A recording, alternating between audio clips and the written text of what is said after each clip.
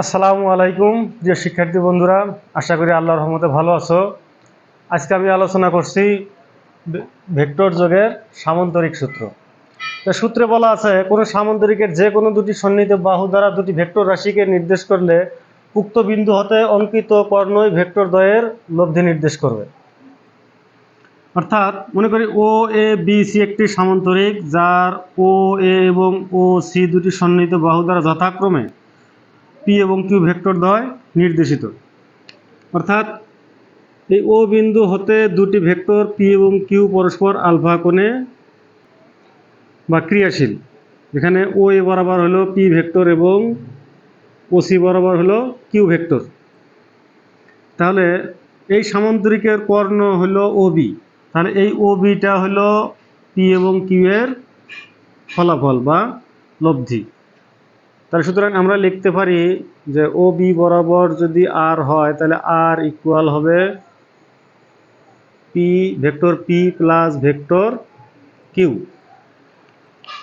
তো প্রিয় শিক্ষার্থী বন্ধুরা দেখো, এখানে ভেক্টর পি এবং কিউ উভয় যদি ভেক্টর রাশি তাহলে তাদের ফলাফল বা যোগফল আরও হবে একটি ভেক্টর রাশি। অর্থাৎ পি ও কিউ এর সমষ্টি যদি এখানে আর এর মানও আছে এবং দিকও আছে, তাহলে আমরা এখানে আর এর মান নির্ণয় করব। আর এর মান নির্ণয়,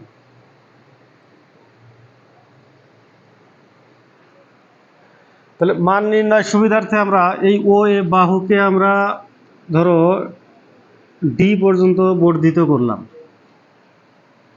এবং ও ডির উপর বিডি লম্ব অঙ্কন করি। তাহলে এইটা দেখো এখানে 90 ডিগ্রি। তাহলে ত্রিভুজ O B D A, O B D A, BD লম্ব, ও ডি ভূমি এবং ও বি হলো অতিভুজ। তাহলে পিথাগোরাসের উপপাদ্য অনুযায়ী আমরা পাই O B square is equal O D square plus হলো বিডি স্কোয়ার। এই যে ও এ প্লাস হলো এডি, বা ও এ প্লাস হলো এডি তার উপর স্কোয়ার প্লাস হলো বিডি স্কোয়ার।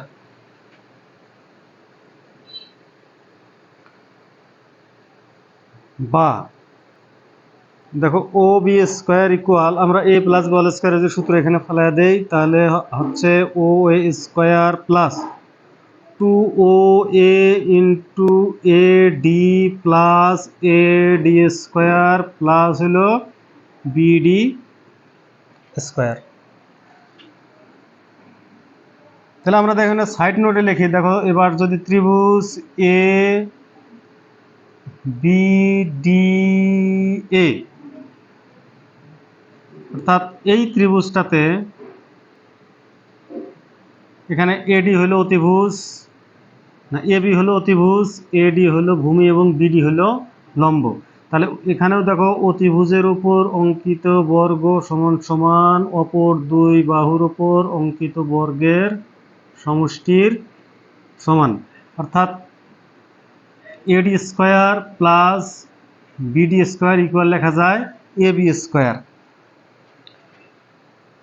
বা O B square equal O A square plus two into O A into A D plus হলো এ বি।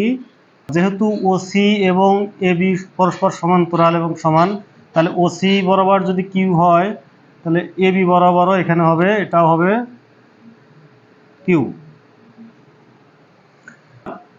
ত্রিভুজ এ বি ডি এ আমরা যদি কস অনুপাত নেই তাহলে কস থিটা আলফা ইকুয়াল, এখানে আলফা, এটা আলফা হবে এই কারণে যেহেতু ও সি এবং এ বি পরস্পর সমান এবং সমান্তরাল। সি ও ডি এবং বি এ ডি এটাও হবে আলফা, অর্থাৎ এই কোণ হলো আলফা। তাহলে এটা হলো ভূমি আমার দেওয়া আছে এখানে দেখো এডি হলো ভূমি, আমার দরকার হলো অতিভুজ, তাহলে আমাদের এখানে কস অনুপাত নিতে হবে। তাহলে আমরা জানি কস আলফা এই ত্রিভুজ হতে পাই কস আলফা সমান সমান হলো ভূমি ভাগ অতিভুজ এ বি, বা এ ডি ইকুয়াল আমরা পাই পক্ষান্তর করলে এ বি ইন্টু কস আলফা। তাহলে আমরা এখানে এডির মানটা যদি বসিয়ে দেই তাহলে আমরা লিখতে পাই O B square equal O A square plus 2 O A into এই এডির মান পেলাম আমরা A B into cos alpha plus A B square. তাহলে এখন আমরা লিখতে পারি দেখো ও বি বরাবর হলো আর, অর্থাৎ ও হতে বি পর্যন্ত হলো ভেক্টর হলো আর। তাহলে আমরা লিখতে পারি বা আর স্কোয়ার ইকুয়াল ও এ, দেখো ও এ হলো কি ভেক্টর পি, তাহলে হবে P square plus 2 P A B বরাবর হলো vector Q into cos alpha plus হলো কিউ স্কোয়ার। আর equal root over P square plus Q square plus 2 P Q into cos alpha. তাহলে এটাই হলো আমার লব্ধির মান, অর্থাৎ এই লব্ধি আর পি এর সাথে থিটা কোণ উৎপন্ন করে। তাহলে আমরা পাই ত্রিভুজ ও বি ডি এ, ত্রিভুজ O B D A ten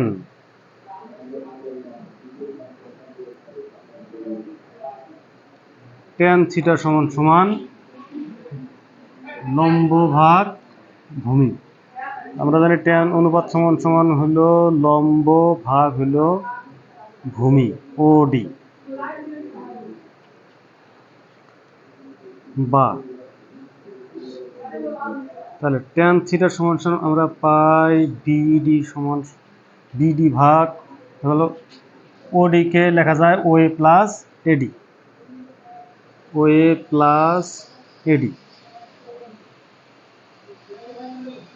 এখন ও এ পর্যন্ত ভেক্টর পি, ও এর মান হলো পি, কিন্তু এখানে বিডি এবং এডির কোনো মান নেই। তাহলে আমরা এখানে দেখো ত্রিভুজ এ বি ডি এ আমরা যদি লিখি যে সাইন আলফা, এই কোণ সাইন থিটা সমান সমান আমরা জানি হলো লম্ব ভাগ অতিভুজ, বা তাহলে আমরা বিডি সমান সমান লিখতে পারি বিডি ইকুয়াল হইল এ বি সাইন আলফা এবং কস আলফা সমান সমান হলো ভূমি ভাগ অতিভুজ, বা এডি ইকুয়াল এ বি কস আলফা।